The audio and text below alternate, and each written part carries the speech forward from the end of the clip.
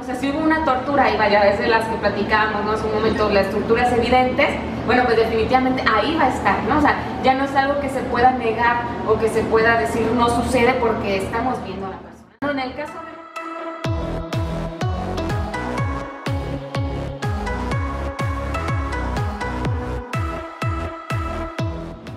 ¿Qué futuro le ves al combate a la tortura en México, pero desde el punto de vista de la intervención del Poder Judicial?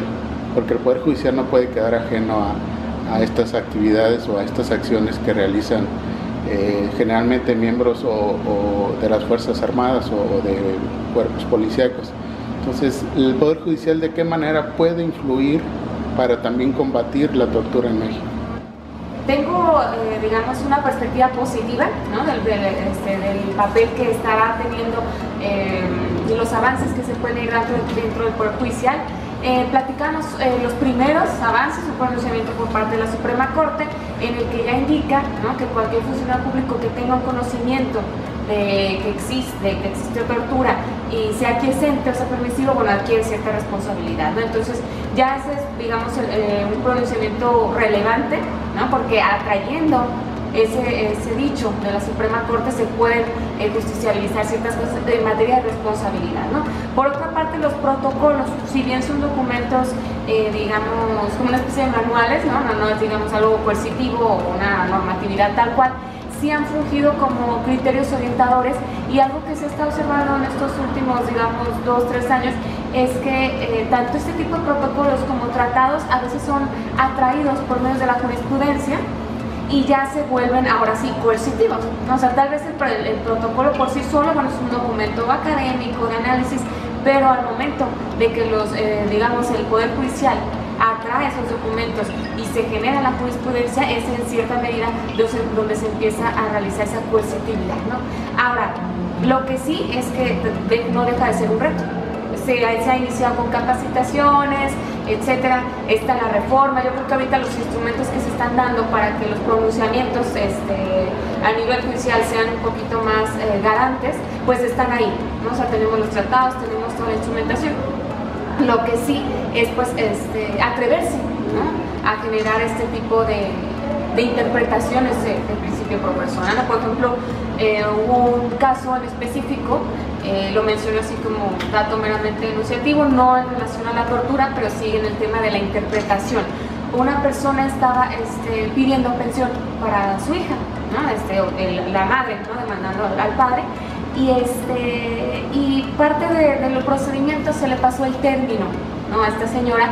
Entonces, obviamente que la parte del padre dice, no, pues, sabes que se acabó tu término, entró tarde tu documento, se acaba el procedimiento, ¿no? Y la jueza que está llevando el asunto dice, sí, es cierto, se le pasaron los días, pero hay algo que se llama interés superior del menor.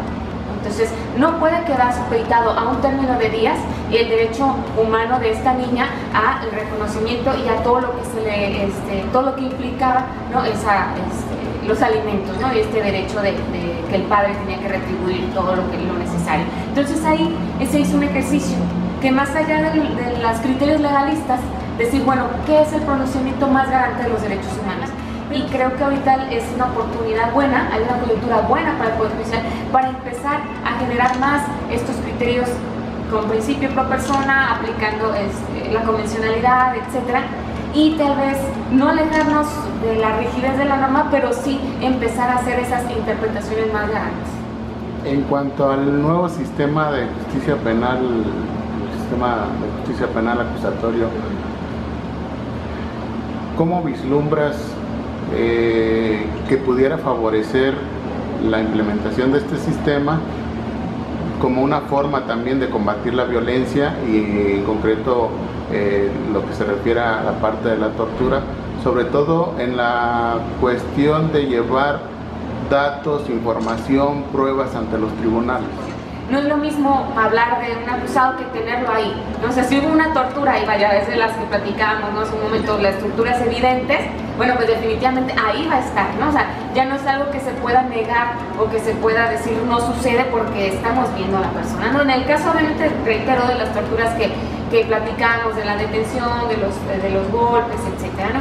Y lo más importante, que la propia persona va a empezar a conocer su procedimiento, ¿no? va a verlo de viva voz, ¿no? Va a ver cómo es su defensa, ve cuál es la acusación del Ministerio Público, bueno, del fiscal o la fiscal, y también se va a ver el pronunciamiento que haga el juez o la jueza en turno.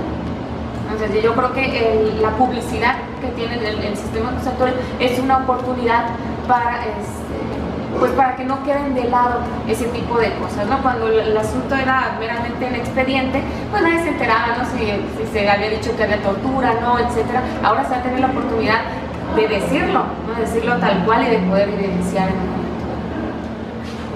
En materia de derechos humanos, ¿qué mención te merece esa protección que actualmente se está brindando a la mujer, la búsqueda de la equidad de género, pero sobre todo que esa protección sea una transformación a nivel cultural en nuestro país? Este es un gran tema porque por una parte existe un discurso fuerte, ¿no?, en materia de igualdad y equidad de género. Existen partidas, incluso si uno observa, por ejemplo, los planes nacionales y estatales de muchos estados, existe un eje transversal, ¿no? Por lo menos a nivel federal existe un eje transversal por parte del plan nacional que nos habla de que tiene que existir la perspectiva de género en todas las cosas, ¿no? Se abren unidades, hay varias cuestiones, ¿no? Se fomenta mucho la denuncia, pero ¿qué ha pasado? Por ejemplo, me tocó en su momento hacer acompañamientos a denuncias, ¿no? Entonces llegan las personas ante el Ministerio Público, vengo a la agencia especializada para ello, ¿verdad? Vengo a denunciar que mi marido llega a la casa, me acosa, me grita de cosas, está mi hijo ahí, me dicen los vecinos que fue mi marido, se quiso meter a la casa, una serie de circunstancias, ¿no? Cada una pues con sus particularidades, y en las agencias, no, pues aquí no es la denuncia, o no, eso no es violencia porque no estás casada, ¿no? O es que, bueno, ok, ¿no? Ya si se logra, a veces que le levanten la denuncia, se la levantan por alguna cosa que no es, ¿no? No, que esto es lesiones, o esto es no sé qué. Y encima son a veces las propias mujeres las que tienen que ir impulsando la investigación. ¿Sí? Y que a las propias personas, a las víctimas, se les exige que ellos tienen que dar seguimiento a la denuncia.